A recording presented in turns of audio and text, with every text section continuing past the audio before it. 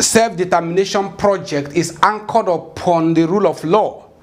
We commenced in 2012 when we filed the case between Biafra and Nigeria in suit number FHC/OW/CS/102/2012. That is between indigenous people of Biafra, represented by the human rights organization we call the Bilie Human Rights Initiative. We instituted that case in 2012, which was later reconstituted and renumbered as suit number FHC/OW/CS/192/2013, which was later transferred to Abuja. The case is still pending at the moment, though.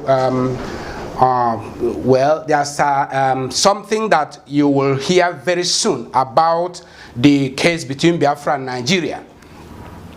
So